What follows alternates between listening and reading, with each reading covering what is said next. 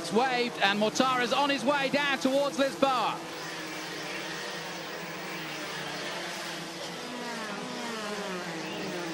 Good clean start then from everybody, it seems.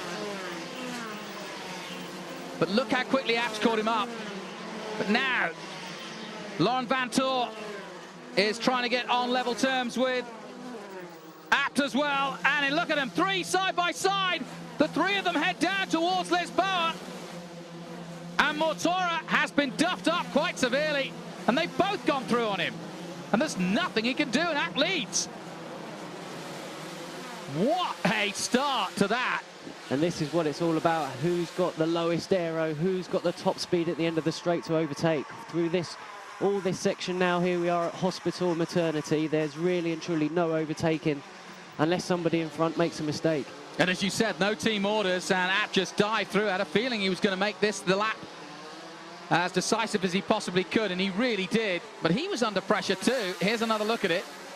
Now, and by then, we're looking at it from Mortara's position. There was a touch there, wasn't there? Oh, yeah.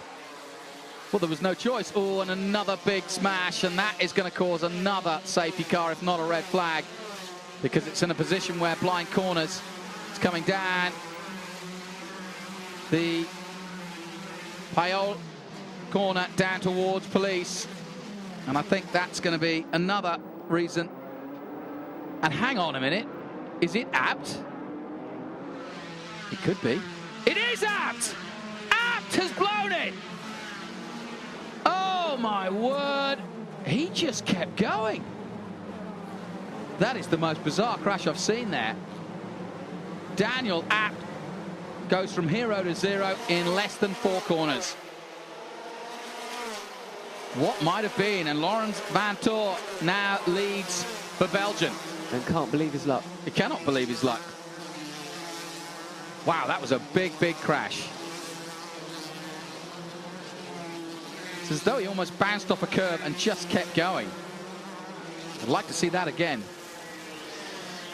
So the race continues. And it's Vantoor from Mortara. Bottas is now in 3rd place. Your bet. And I have to say, looking good now. Whitman is 4th. Da Costa is in 5th. Van der Zand. Van der Zand is in 6th place at the moment. Jean-Eric Verne is in 7th. Huertas is in 8th. Nasser 9th. Rosenqvist rounds out the top 10. They head down to Lisboa again.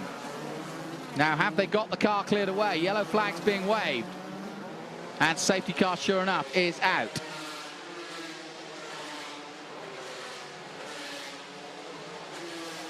So we calm it down again. Buller up to 13th position. Kunimoto is now 15th. Collado is in 20th position, and he was a man that was challenging for a top 10 finish at the beginning of the weekend. Now, let's look closely. Here's the accident. Oh, he just kept going.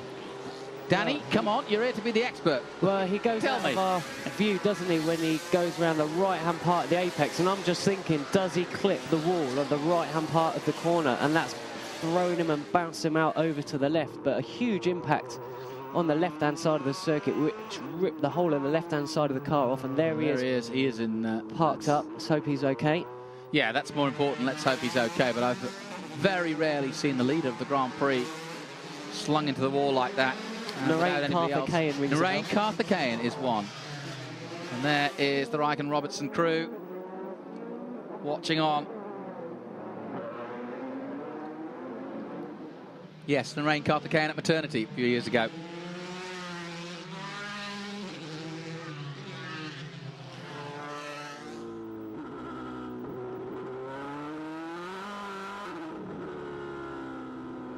And that's the position, or the view, from Vitaly Bottas's helmet. He's got Macau emblazoned on the top of his helmet. And that's a special reminder of where he is and what's going on. And if he can pull this off, it'll be a very, very special helmet to keep for him. As they say in Finnish, on air, good luck. You taught me that this week. I figured he needed it.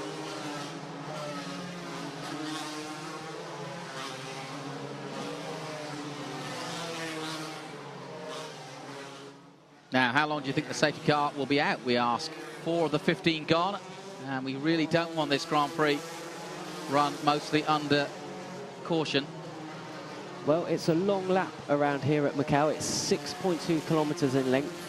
Fastest lap so far is a 2:14, and under safety car it's going to be in excess of 3 minutes. So they've got plenty of time to move the stricken car of Daniel Apps, and hopefully we'll be able to go racing at the end of this lap. Okay, let's do what we often do here. Let's look through the field, because the complexion has changed again. Yes, Vantor will be fast. Mortara is always there, and Bottas. Let's just take those 3 as a given. A little further back, are there now signs after a few stops that some might be able to come through? Maybe Jean-Eric Verne?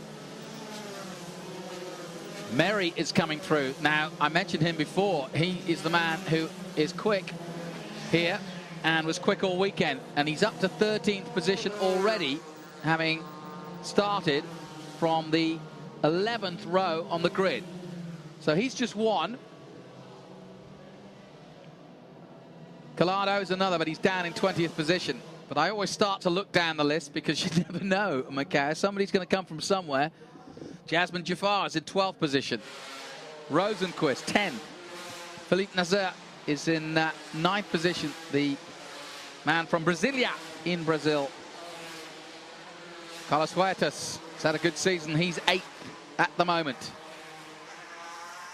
Any thoughts on anybody coming through? Well, it's if you look at the different drivers from different championships, it's a Euro Series lockout At the moment, in the top 6. Top British Championship runner is the British champion, Jean-Eric Verne, in 7th. And then the top Japanese runner, currently in 11th, Yamauchi.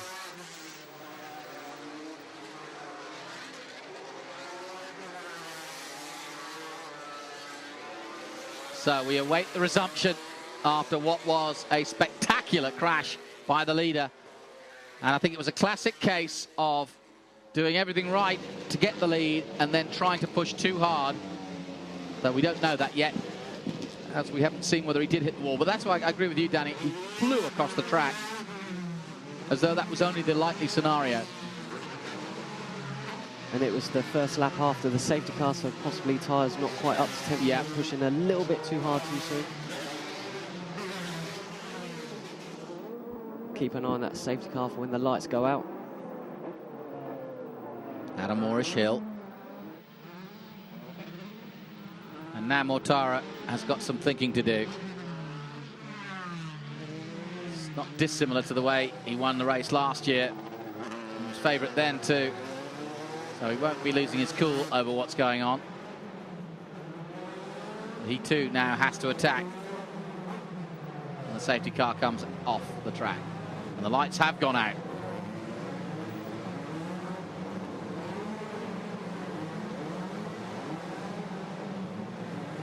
No, they're still going. Trick of the eye. 5 of the 15, 10 to go. So it's going to be a 10-lap sprint for the 2010 honour of winning this Grand Prix. And Belgium's Laurent Vantor is in the ascendance at the moment.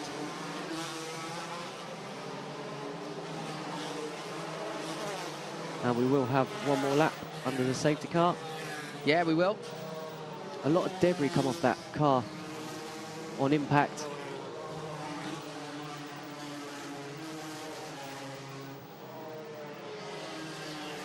Like a lot of guys coming up, Laurent Vantor was another karter. Did the Belgian, French and European Championships before joining Formula 3, where he raced with ATS in 2008. Won the German Formula 3 Championship in 2009. And obviously did the Euro Series this year. Didn't have any wins, 4 podiums in all and 6th overall. So he's one of those guys that comes to Macau with not a chip on his shoulder, but certainly with a lot to prove. Because the limelight is always, and the headlines, and Danny, you know this, if you're just making up the numbers, it's hard to make the headlines. You've been lucky. whenever you get in a car, you seem to make headlines. Yeah, for all the wrong reasons. No, not always. But no, I mean, you come to this race wanting to win. I think track knowledge is very, very important, and we've seen over the years drivers learning different cars, Formula BMW, Formula Renault, several years ago before they actually come back a year later in the Formula 3 car, because track knowledge is absolutely invaluable around here. Well, that's how you did it, isn't it? And I know some drivers before they came here, they were in the simulators doing days and laps behind a screen, learning the circuit. Yeah, I talked to several drivers who've done that back in England.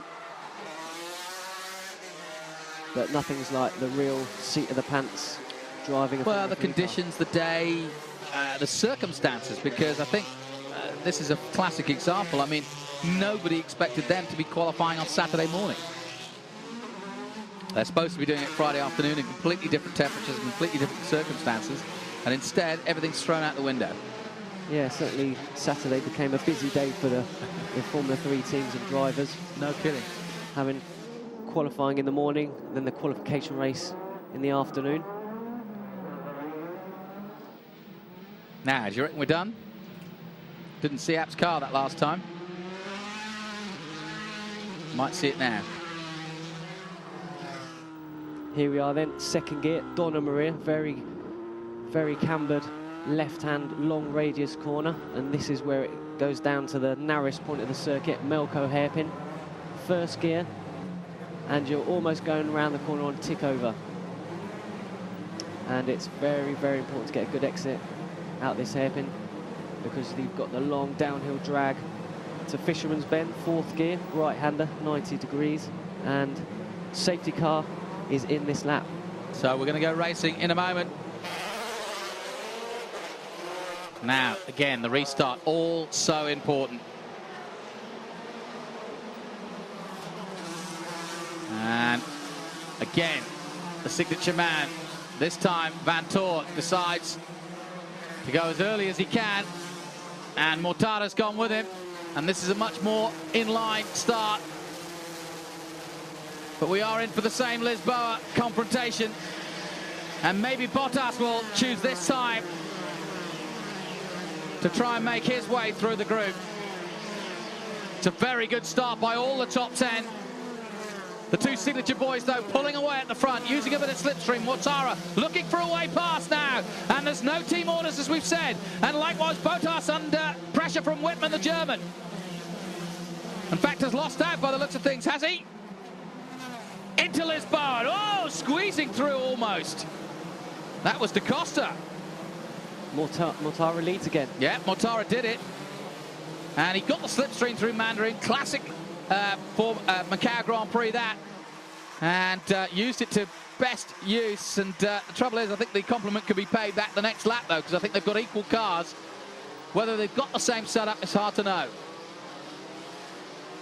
And this is where Mortara want to try and break Vanthor, get a bit of a gap. So once he comes out the Macau hairpin and out of the final corner, R-bend, he's got a gap, so the same thing doesn't happen to him and he doesn't get towed by.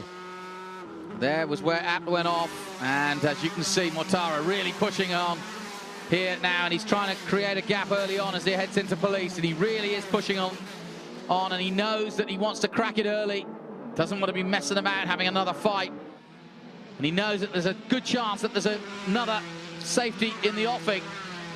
So he's making hay while the sun shines, so to speak. Going through Donna Maria and on board now with the leader. Down to first gear. A big drop on the exit. Second, third, fourth, through the gears, drops downhill towards Fisherman's Bend. Another cambered right-hander.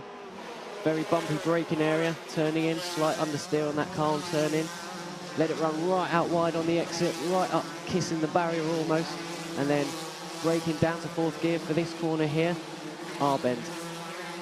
An impressive lap then, under racing situation for Mortara.